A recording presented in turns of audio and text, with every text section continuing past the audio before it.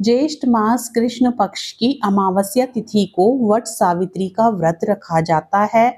यह व्रत बहुत पुण्य फलदायी होता है और इस बार यह व्रत 26 मई 2025 दिन सोमवार को रखा जाएगा। आज आप सभी सुनेंगे वट सावित्री व्रत की संपूर्ण कथा और साथ में कथा के अंत में जानेंगे वट सावित्री व्रत पर बन रहे पूजा के शुभ मुहूर्त के बारे में। कथा को पूर्ण श्रद्धा भाव और प्रसन्न मन से पूरा सुने, बीच में अधूरा ना छोड़े। भद्र देश के एक राजा थे जिनका नाम अश्वपति था। भद्र देश के राजा अश्वपति के कोई संतान न थी। उन्होंने संतान प्राप्ति के लिए मंत्रोच्चारण के साथ प्रतिदिन 1 लाख आहुतियां दी। 18 वर्षों तक यह क्रम जारी रहा। इसके बाद सावित्री देवी ने प्रकट होकर वर दिया कि राजन, तुझे एक तेजस्वी कन्या पैदा होगी।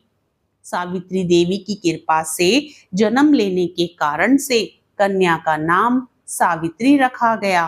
कन्या बड़ी होकर बेहद रूपवान हुई।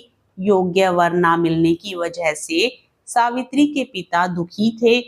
उन्होंने कन्या को स्वयं वर तलाशने के लिए भेजा। सावित्री तपोवन में भटकने लगी।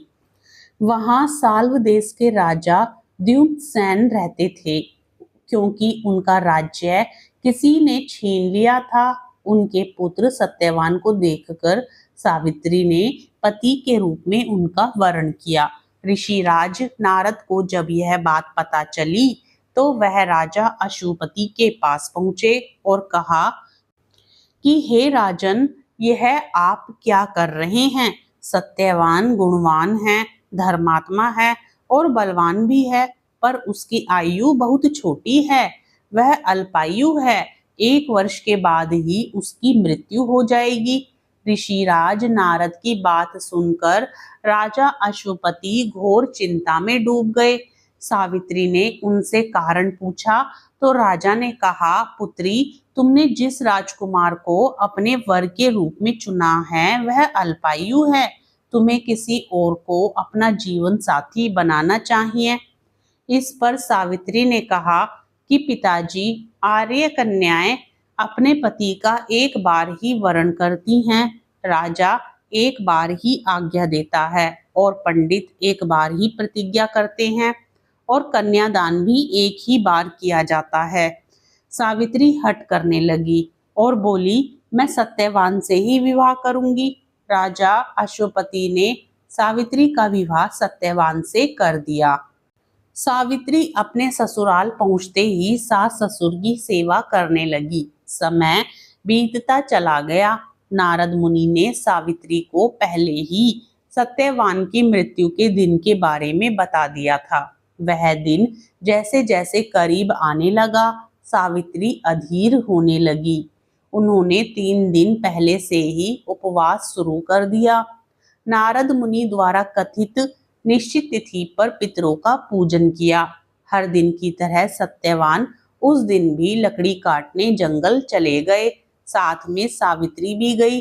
जंगल में पहुंचकर सत्यवान लकड़ी काटने के लिए एक पेड़ पर चढ़ गए। तभी उसके सिर में तेज दर्द होने लगा। दर्द से व्याकुल सत्यवान पेड़ से नीचे उतर गए। सावित्री अपना भविष्य समझ गई। सत्यवान के सिर को गोद में रखकर सावित्री सत्यवान का सिर सहलाने लगी। तभी वहां यमराज आते दिखे।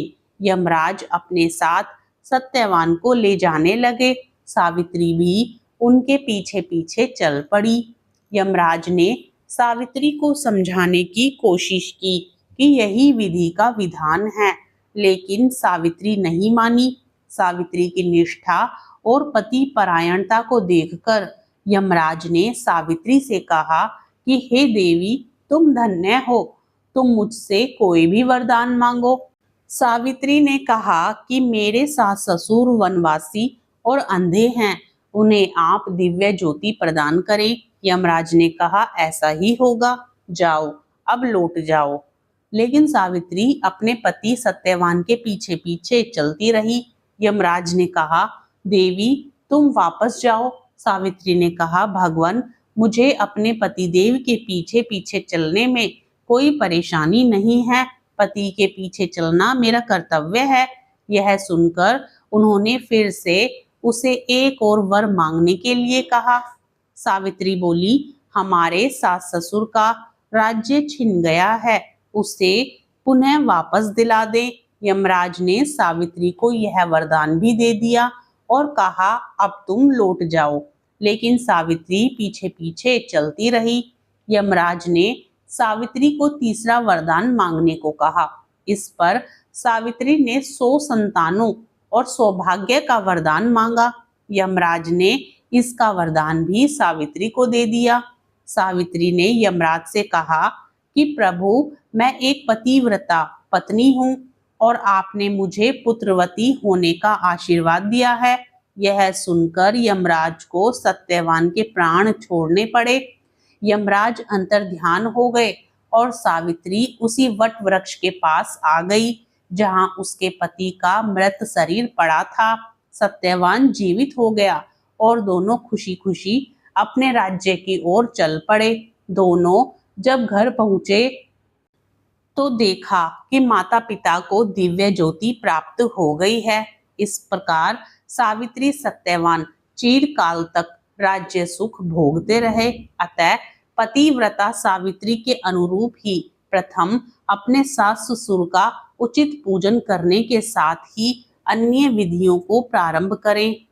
वट सावित्री व्रत करने और इस कथा को सुनने से उपवासक के वैवाहिक जीवन या जीवन साथी की आयु पर किसी प्रकार का कोई संकट आया भी हो तो वो टल जाता है।